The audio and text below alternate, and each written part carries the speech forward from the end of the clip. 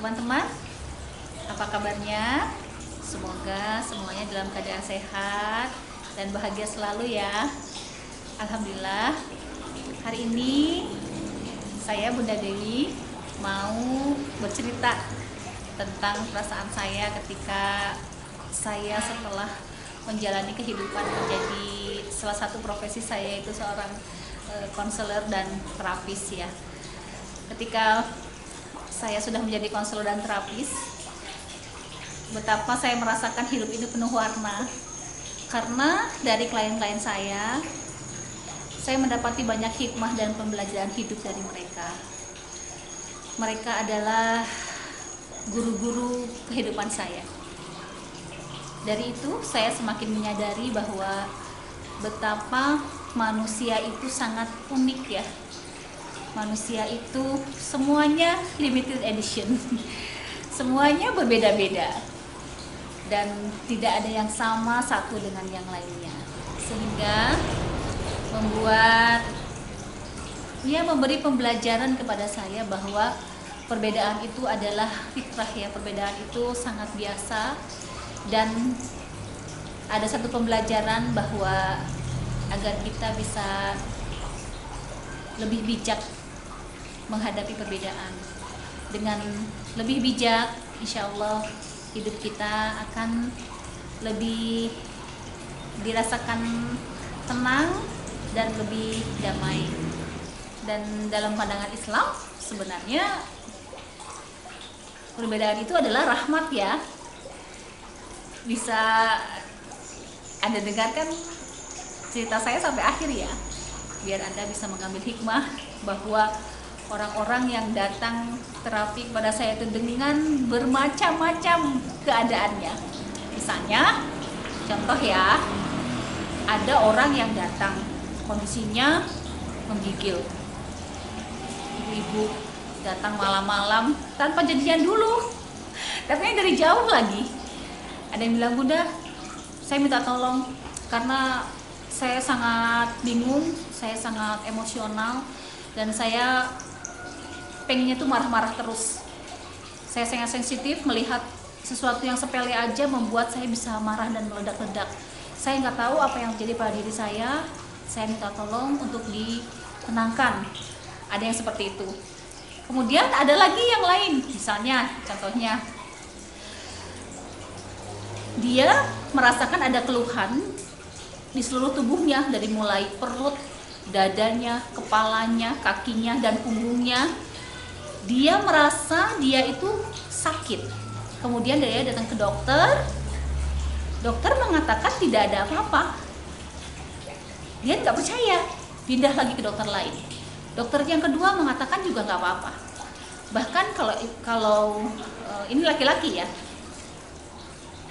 kalau Mas nggak percaya, Mas silahkan aja general check up.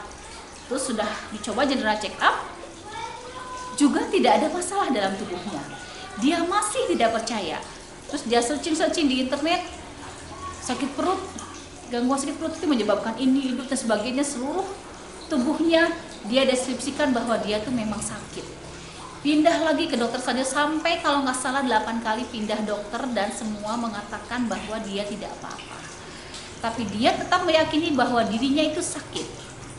Kemudian dia kebingungan, dia sudah datang ke psikiater, sudah datang juga ke psikolog juga. Apa yang terjadi dalam diri saya bingung katanya gitu. Dan belum ada perubahan, kemudian datang ke sini. Ada yang kondisinya begitu.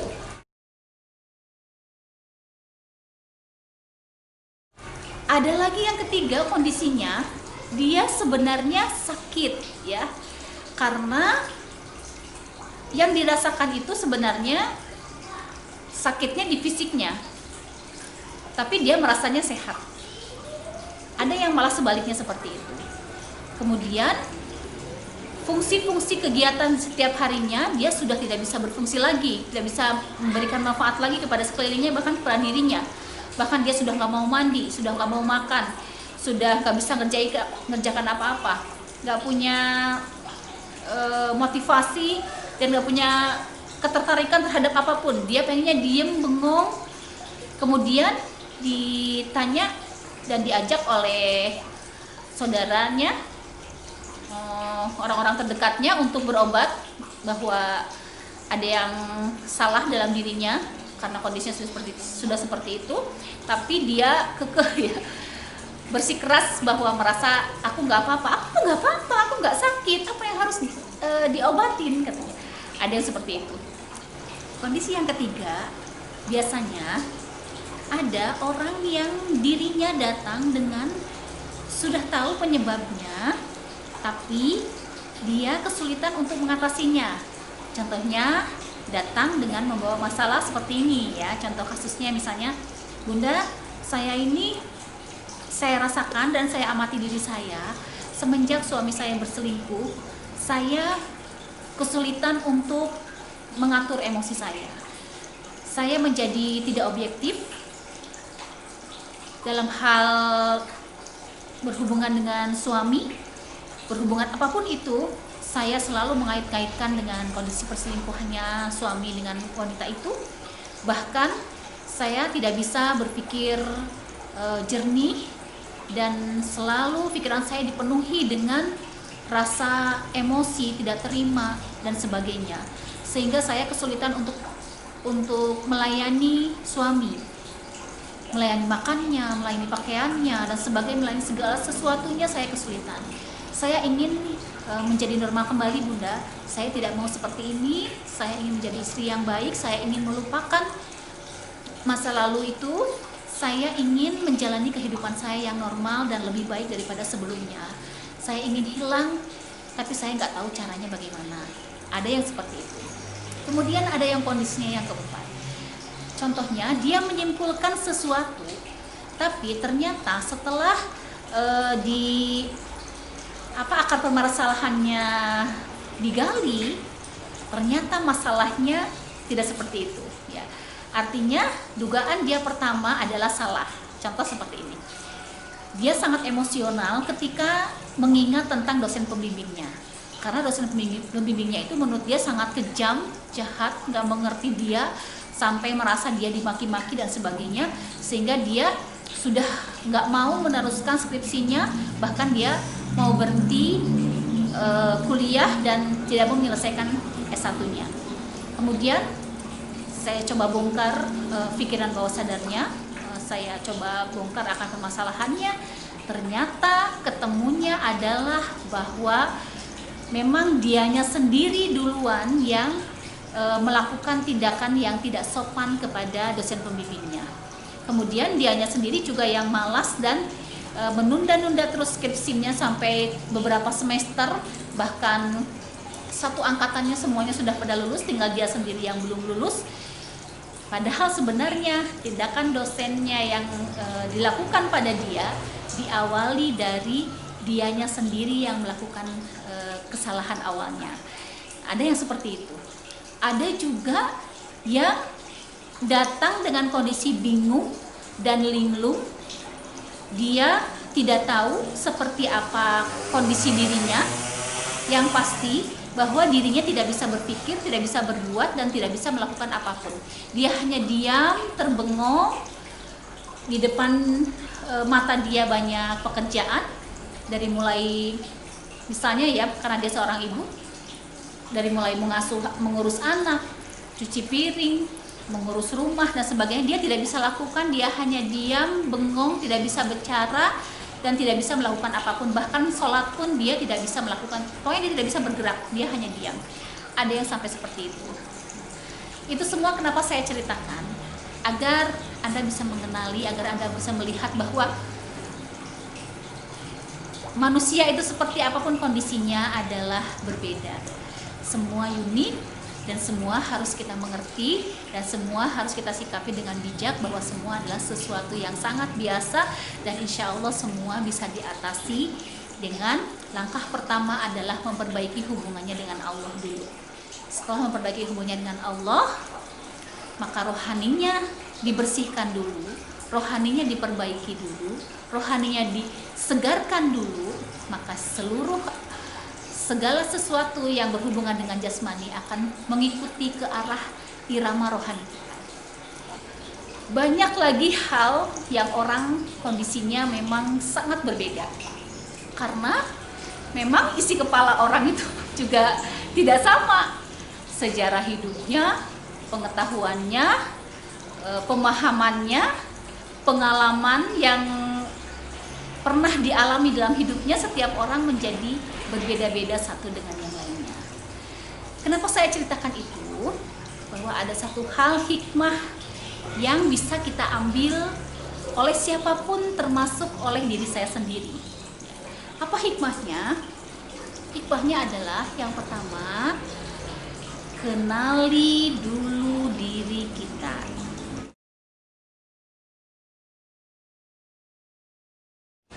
Apa yang terjadi di dalam diri kita, apa yang kita rasakan, kita harus jeda dari segala aktivitas. Kita beri ruang dan waktu kepada diri kita sejenak untuk melihat, agar kita untuk mencari jalan keluar itu kita harus berjalan ke dalam. Bagi Anda, siapapun yang menginginkan memperbaiki kualitas hidup Anda, maka Anda harus memberikan ruang dan waktu kepada diri Anda sendiri, bertafakur apakah yang terjadi dalam diri Anda, untuk disadari seperti apa Anda sebenarnya saat ini. Setelah muncul kesadaran, agar Anda bisa mengakui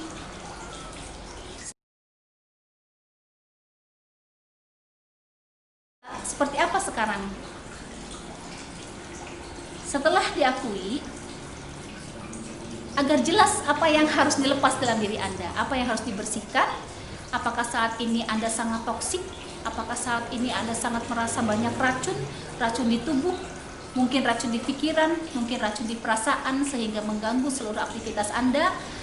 Anda merasakan banyak sakit, Anda tidak bisa memberhentikan pikiran negatif dalam pikiran Anda, tidak bisa memberhentikan perasaan yang sangat menyedihkan dan segala macam. Itu memang harus dilakukan awareness atau penyadaran, agar kita, setelah kita sadar, agar kita jelas apa yang harus disembuhkan dalam diri kita, sehingga kualitas kehidupan kita menjadi lebih baik daripada sebelumnya.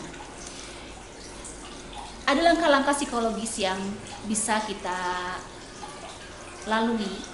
Yang pertama, setelah kita melakukan penyadaran, setelah kita jeda waktu, sadari, kemudian lihat, amati diri Anda, seperti apa keseharian Anda, apa yang harus Anda perbaiki, bagaimana kondisi emosional Anda, bagaimana kondisi psikologis Anda lebih kenali diri Anda. Setelah Anda melakukan kesadaran, penyadaran yang pertama, kemudian yang kedua, akui. Jika masih di dalam diri kita masih banyak emosi-emosi yang mudah tersulut dengan hal-hal yang sepele, misalnya, akui dulu. Karena akui itu adalah langkah awal untuk memudahkan kita bagaimana melepasnya, bagaimana kita mengobatinya.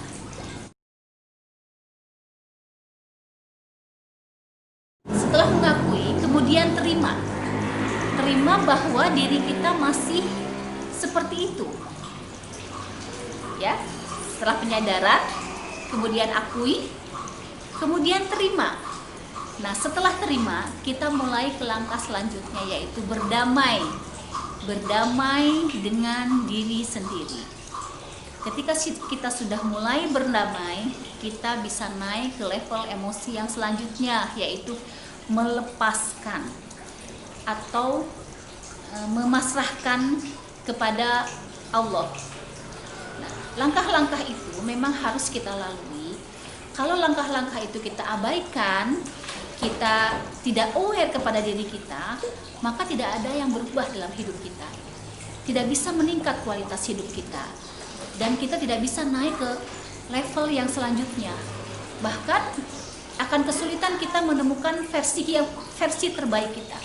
Karena sebenarnya secara fitrah, kita dilahirkan oleh Allah itu, Allah sudah melengkapi diri kita dengan segala unsur-unsur yang ada di dalam diri kita. Kemudian alam semesta dan segala isinya menjadi fasilitas kita untuk kita benar-benar terpelihara fitrah kita, yaitu fitrah ketauhidan, merasa terikat dengan Allah. Kita dilahirkan untuk bahagia dan kita dilahirkan menjadi rahmatan lil alamin, yaitu menjadi rahmat bagi seluruh alam ini. Menjadi kehadiran kita dirasakan kemanfaatannya oleh orang-orang di sekitar kita.